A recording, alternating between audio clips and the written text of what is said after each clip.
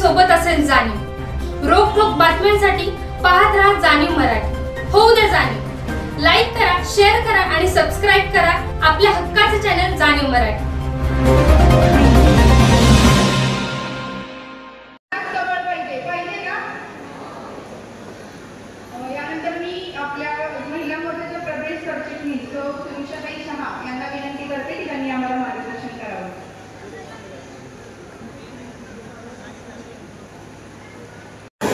आणि या सभेसाठी या ठिकाणी आवर्जून उपस्थित असलेल्या श्रीमंत छत्रपती सौ दमयंती राजे भोसले तसंच आपल्या सर्वांच्या मार्गदर्शिका प्रदेश उपाध्यक्षा चित्रताई माने कदम, रेणुताई येळगावकर, प्रदेश सरचिटणीस सुनिशा शहा, स्वाभिमानी सखी मंचच्या अध्यक्षा समता घोरपडे, तेजस्विनी घोरपडे आणि या मंडळाच्या महिला अध्यक्षा अंजली जाधव आणि उपस्थित सर्व भारतीय जनता पार्टी तसंच स्वाभिमानी सखी मंचच्या पदाधिकारी, सर्व माता भगिनी, खरं तर आजचा हा कार्यक्रम आपला घरातला कार्यक्रम असल्यासारखा आजचा हा कार्यक्रम आहे। कारण वर्णे जिल्हा परिषद गट असेल, नागठाणे जिल्हा परिषद गट ते काही कधीही म्हणजे कायम घरच्यांसारखं प्रेम या ठिकाणी आपण सर्वांनीच दिलेलं आहे। मग ते मताच्या रूपानं असेल, प्रत्येक सामाजिक कार्यक्रमाच्या रूपानं असेल, राजकीय कार्यक्रमाच्या रूपानं असेल, अगदी आपल्या घरचा कार्यक्रम असल्यासारखा आजचा हा कार्यक्रम आहे। खरं तर उदयन महाराज हे काय तुम्हासाठी काय कुणासाठी नवीन नाही। या विभागाचं माझं त्यांनी आमदार म्हणून नेतृत्व केलंय, 2 वेळा खासदार म्हणूनही या ठिकाणी नेतृत्व केलेलं आहे आणि आता ते राज्यसभेचे सदस्य आहेत। खरं तर आपल्या इकडे काय कार्यक्रम घ्यायची किंवा मेळावा घ्यायची गरज नाही असं मी परवा सुनील तात्यांना म्हटलं होतं। पण थोडंसं खऱ्या अर्थाने बरं झालं, थोडंसं राणी साहेबांचं सुद्धा या ठिकाणी महिलांशी इंटरॅक्शन होईल, बोलणं होईल आणि थोडंसं जे काय मनामध्ये वेगळ्या कल्पना असतात त्या कल्पना कुठंतरी या ठिकाणी निघून जातात। मगाशी या ठिकाणी चित्रताईंनी सांगितलं की उदयन महाराज हे तर फार म्हणजे सर्वसामान्यांच्या मध्ये रमणारे आहेत, परंतु या ठिकाणी दमयंती राजे साहेब सुद्धा तितक्याच पद्धतीने या ठिकाणी महिलांमध्ये अतिशय चांगल्या पद्धतीने रमतात, त्यांच्याशी मनमोकळ्या गप्पा मारतात। हे अनुभवणं हे सुद्धा फार गरजेचं असं आहे। खरं तर या विभागामध्ये महत्वाचं जर म्हणलं तर राजकीय जर म्हणाल तर या ठिकाणी उदयन महाराज असतील, शिवेंद्रसिंह राजे भोसले असतील आणि मी असं जर बघितलं तर आज आम्ही तिघही भारतीय जनता पार्टीत आहे। इथं वेगळा राजकीय गट हा या ठिकाणी फार अपवाद नाही, म्हणजे शोधावा लागेल। ज्या वेळेला इथं इलेक्शन होणार आहे त्यावेळेला माझ्या माहितीप्रमाणे 37 गावातल्या 30 गावामध्ये कुठेही बूथ लागणार नाही विरोधी पार्टीचा, कुठेही टेबल नसणार आहे। अशा पद्धतीचं एक मार्गी या ठिकाणी मतदान 100% या विभागामध्ये केलं जाईल। मला खात्री आहे की या विभागातून या लोकसभेला महाराजांना किमान 90% मतदान व्हायला काही हरकत नाही। कारण या ठिकाणी सर्व मंडळी जेवढी माझ्याशी एकरूप आहे तेवढीच या ठिकाणी उदयन महाराजांशी आहे, तेवढी शिवेंद्र बाबांशी एकरूप असणारी ही सर्व मंडळी आहे। आज विकासाच्या बाबतीत बोलायचं झालं तर जवळपास 15 वर्ष या विभागाचं नेतृत्व आमदार बाळासाहेब पाटील या ठिकाणी करतायत। परंतु या विभागामध्येच नव्हे तर संपूर्ण कारवार अतिशय विकास कामाच्या बाबतीत फार अडचणीचा विषय आहे। जवळपास 10 वर्षांमध्ये या विभागामध्ये जो काही विकास झाला आहे तो आपल्या तिघांच्या माध्यमातून मॅक्सिमम या ठिकाणी विकास झालेला आहे। आज आपण ज्या रस्त्यानं आलो त्या रस्त्याला सुद्धा आता पलीकडे बजेटमध्ये 4 कोटी रुपये टाकले। आता या रस्त्याला रुंदीकरणासाठी जवळपास 3 कोटी रुपये टाकलेले। या विभागातील प्रत्येक गावामध्ये एकच नाही तर पाण्याच्या 2-3 अशा माननीय व्यासपीठ आणि समोर बसलेली माझी माता बहिणींनो बंधूंनो सर्वांना प्रथमतः माझा नमस्कार। आणि मी खूप खूप आभारी आहे की तुम्ही इतकी मोठी संख्येनं इथे आले आणि उदयनराजेला तुमच्या साथ आहे ते मला खात्री आहे. आणि मला असं वाटतं की मी आभार प्रदर्शनमध्ये आलो आहे. तर सगळ्यांचं ऐकून आता तुम्ही दमलं पण असेल तर मी तुम्हाला अजून काय सांगू शकते. भाजपच्या तुम्हाला माहिती आहे, बाकी भाजपची स्कीम्स तुम्हाला माहिती आहे. तुम्हाला हे पण माहिती आहे की त्यांच्या समोर कोण उभं आहे. पंतप्रधान मोदी नाहीतर कोण आहेत का तुमच्या डोक्यात?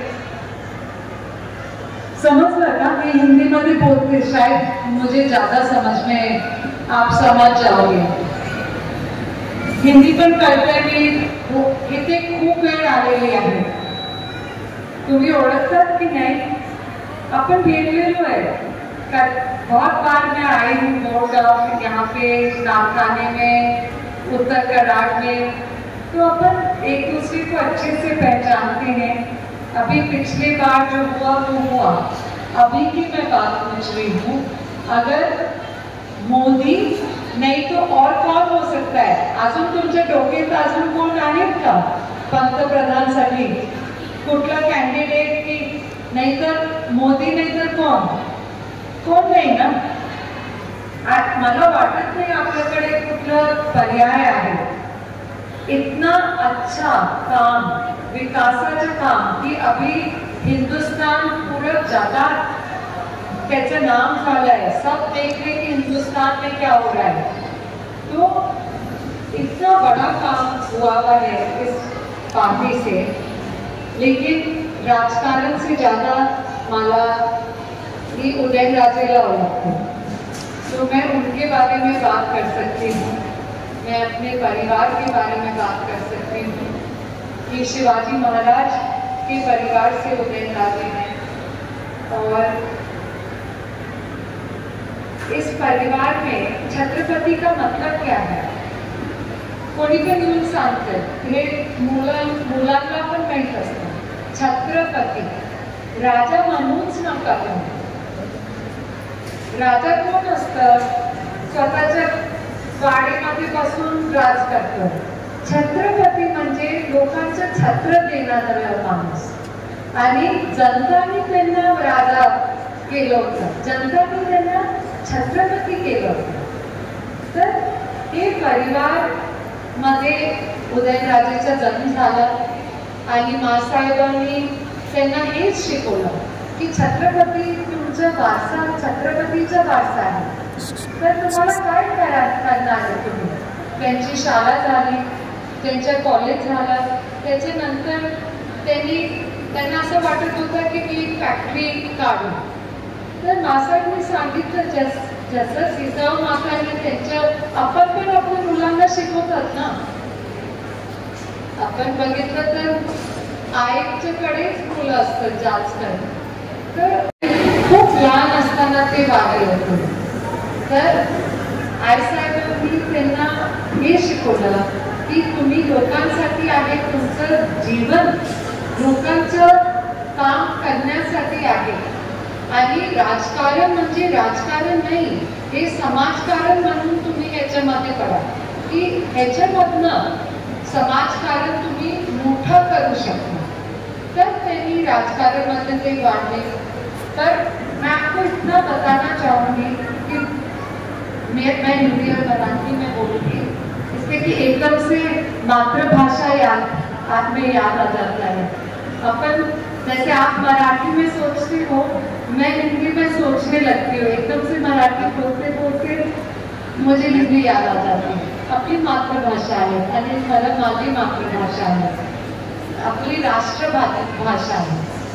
तो मुझे मासाहेब की अगर हम घर में भी बैठे होते तो त्यांना एकच लक्ष्य है कि लोगों के लिए काम करना. और किन लोगों के लिए? जो अपना नहीं कर सकते हैं. मैं तो महाराज के उदयनराजे के ऑफिस के सामने आप लाइन देखोगे तो ऐसे नहीं कि बहुत बड़े व्यापारी और बहुत बड़े उद्योगपती नहीं, सर्वसामान्य माणसांची लाईन असते तिथे आणि सगळीकडे सब आते हैं। कोई बोल रहा था कि पानी का काम, नल का काम हे काय खासदारचं काम नसतं, पण खरं मी तुम्हाला एक गोष्ट सांगते, एक तर नवरेला टाइमच नहीं, मतलब कि अपने सब काम में काम काम। उदयनराजे भी हर टाइम काम में बिजी रहते हैं। कभी टाइम मिला तो हम बाहर निकले, बाहर 8-9 बजे एकदम से एक स्कूटर पे एक औरत आई आणि तेव्हा माझं लग्न झालंच होतं, तर मला खरंच तेव्हा मराठी अगदीच येत नव्हती। ते काय बोलून गेली मला कळतच नव्हतं। मी विचारलं काय झालं, तर त्यांनी सांगितले ते बाई आली होती ना स्कूटरवर रात्री 9 वाजता, ती त्याची टंकी फुटली पाणीची, त्याच्यासाठी ते आली। तर हे खरं गोष्ट नाही आहे। उदयनराजेंनी छोटं से छोटा से लेके हजारों करोड़ का काम पूरे सातारा में विकास के लिए किया है, और उनकी भावना हर एक आदमी के लिए और खास करके उनके लिए जो अपने लिए खुद नहीं कर सकते। आता उद्योगपती जे असतात ते काय पण करू शकतात ना, पर जो लोग जो अपने लिए नहीं कर सकते हैं उनके लिए उनका दिल, दरवाजा, दिमाग, सब कुछ उनके लिए हमेशा खुला रहता है। इस तरह के आपके नेता हैं, इस तरह के मन के उदयनराजे हैं। यहाँ पे मेरे से ज़्यादा जिनको अगर कोई स्वतः तुम्ही नाही सांगू शकता, तुम्हाला स्वतःला काय हे झालं असेल कुछ एक्सपिरियन्स की तुम आए हो, की तुम्हाला स्वतःची गोष्ट की तुम्ही उदयनराजेंना भेटलं होतं की काय झालं होतं, तर तुम्ही स्वतः सांगितलं की ते बरं होईल। इसलिए कि मुझे आप सबसे सुनने को मिलता है, जब मैं बाहर जाती हूँ, मैं मिलती हूँ, तो आप सबसे सुनने को मिलता है कि महाराज ने ऐसे किया, कि उदयनराजे ने वैसे किया, आणि त्यांना स्वतःचा खरंच स्वार्थ नाही, स्वतःचा स्वार्थ असता तर त्यांच्याकडे काय साखरखाना होता, कि बड़े बड़े उद्योग होते, कि बड़ी संस्थाएं होती, आणि मी नक्की तुम्हाला कुठे पण तुम्ही वाचू पण शकता की त्यांनी स्वतःसाठी आणि स्वतःच्या परिवारासाठी काहीच केलं नाही आहे। नहीं तो कोई भी पुजारी या कोई भी पॉलिटिशियन खड़ा होगा तो उसके पीछे उसका उद्योग होगा, उसके पीछे उसका कोई साखर कारखाना होगा या कुछ ना कुछ ऐसा मोठा असणारच। उदयनराजेंचं एकच मूल्य त्यांच्या बाजूला आहे आणि ते तुम्ही लोक आहेत आणि तुमच्यासाठी ते काय पण करायला तयार आहेत। इसीलिए अभी तक अगर वो राजकारण में बिना उद्योग, बिना संस्था खड़े हुए हैं, तो आप सबके प्यार से तो मैं इतना ही बोल के रुकूंगी कि आप सबकी मैं बहुत बहुत आभारी हूँ। उदयनराजे भी बहुत आभारी हैं कि आपने इतना मान सम्मान आदर किया है और हमेशा इस परिवार को इतना आदर दिया है और प्यार दिया है। इतना ही बोल के मैं अपनी थामते। जय हिंद, जय महाराष्ट्र।